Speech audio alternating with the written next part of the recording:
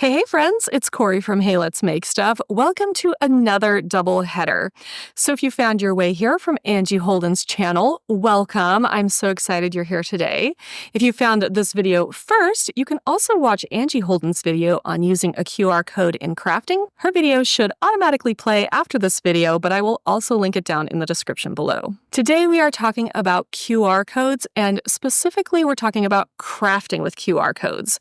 So a QR code is basically a scannable code that you can scan on your phone to open a website. They work really well for things like small businesses where you're meeting somebody in person and you want to connect with them digitally. So whether or not you want to send them to join your email list, go to your website, find you on social media, any of these things you can use a QR code to do. Angie showed you how to craft a QR code using your Cricut and sublimation, and I am tackling the laser portion of this video. So in today's video, we're going to be learning how to make a QR code 3 different ways. So the first way is going to be using wood. The second way is going to be using acrylic and paint, and the third way is going to be using a 2-tone acrylic. Now, you should be able to make this project no matter what type of laser you have.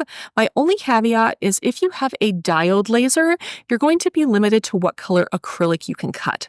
I do have a full video on cutting acrylic with a diode laser. I'll go ahead and link that in the description as well. But overall, you should be able to make this no matter what type of laser you have. Before we get into actually making this project, let's talk a little bit about some QR code best practices. So the first is that a QR code is meant to take somebody from a physical space into a digital space. So you don't necessarily want a QR code on your website, because if there's a QR code on your website and somebody's reading your website on their phone, how are they going to take a picture of it? Really, it's for taking somebody in that offline world and getting them online. Another thing you want to be aware of is having a lot of contrast. So you want to make sure you have a dark color and a light color. This just makes it so much easier for phones to be able to read that QR code. Third, you want to make sure that your QR code is large enough to scan. Generally, the best practice is not to make it smaller than 1 inch by 1 inch.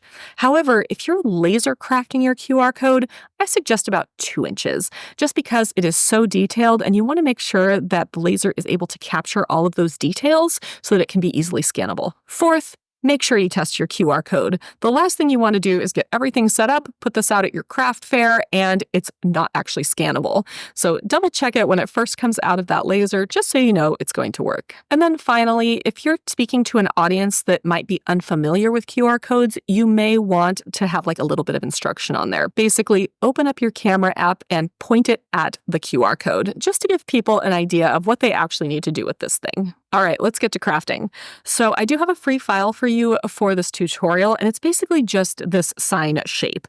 So it doesn't include the QR code or the words. It's just the arch here and then this little base piece. But you can use this for basically anything you'd like. It doesn't have to be a QR code. And you can grab this particular file in my craft library for free. To get to my craft library, go to heyletsmakestuff.com/library. There, if you don't already have the password, you can request it, and then you can go back to that same page to log in. This is laser file L15, and there are 2 ways to find it in my craft library. The first is to click the laser button. That will take you down to the laser section, and you can find L15. The second way is to use the find function on your computer. So Control F if you're on a PC, Command F if you're on a Mac, and you can just search for L15. Once you find the file, you'll see 3 links. The first link is the download. It will download a zip to your hard drive, and you can use it in your laser. The second is the link to the blog post for this video if you'd like to read more. And the third link is this video if you need to come back and reference it. So we don't need very much to make this project, and it really depends on which of these options you're going to make. So let's look at them individually. If you're going to be making a wood QR code, you're basically just going to need wood and some masking. Masking is basically a cover that goes over your material so that you get a cleaner cut. I did a whole video on masking. I will go ahead and link to it. I'm using 2 different types of wood here. So the QR code itself is cut out of maple and the backing piece is cut out of cherry. Then if you want to go with the painted option, you're going to need some sort of acrylic. So I've got 2 colors going here. I've got a dark pink and a light pink. You're also going to need some craft paint and a paintbrush. And again, you're going to want to mask this before you cut it. For my third option here, I've gone with sort of this teal acrylic for my stand. I'm using that 2-tone acrylic for my actual QR code. So it's white, with a black core, which means that you don't have to add paint, which is awesome. And then I actually cut the words out on my Cricut for this one instead of engraving it. Let's pop onto my computer and I'm going to show you a free site where you can get a QR code for any website. So this is QR Code Monkey, and it is qrcode-monkey.com. And here you can make a free SVG QR code to use in your laser. It is super easy. So I'm going to choose my URL here, and for this one, I'm going to send people to my email list. So I have the URL for that.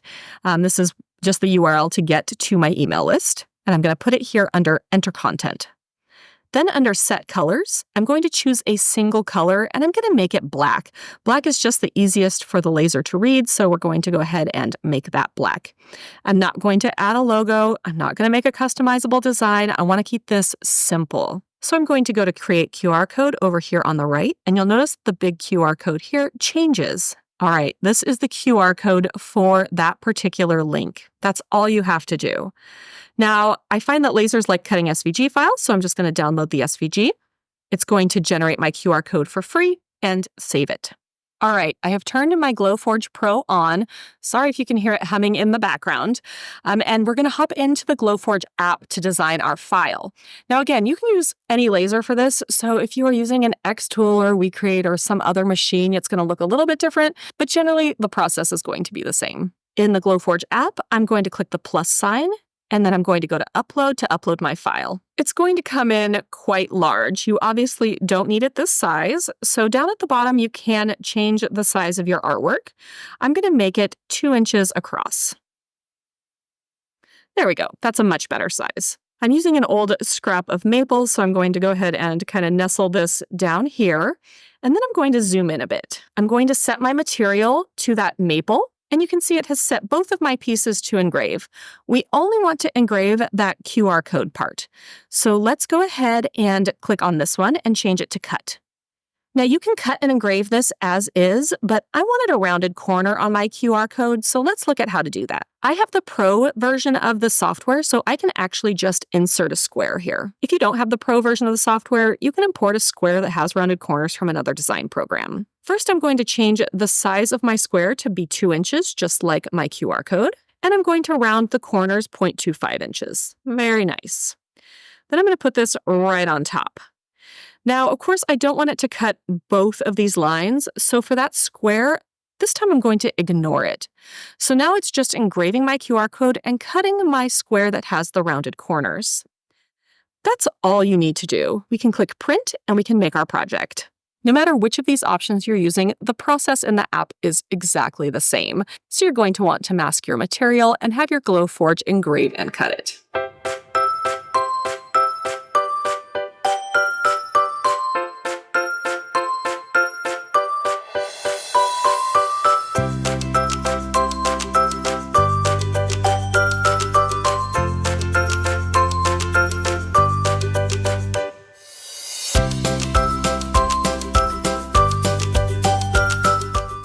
All right, I have my 3 engraved QR codes here in each of the 3 different options.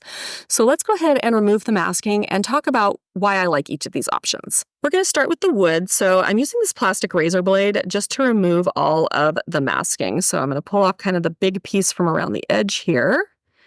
You can also use Gorilla Tape. I found it worked okay on this particular one, but it didn't work very well on either of the acrylics. So we're just going with the plastic razor blade for all of these. So overall, I really like the wood just because it's so easy. There's no extra steps. It looks good from the start. It does have sort of a rustic feel though. So my own personal style is a little bit more modern and fun and bright and colorful. So it's the wood is just not quite perfect for my business, but it might be for yours. Now, if you have little bits of the masking that get stuck, this is where you can grab that Gorilla Tape to get it sort of out of the QR code where it has engraved. So I have my Gorilla Tape here, and basically I'm just going to press it down and pull up any pieces that kind of got stuck down in the engraving.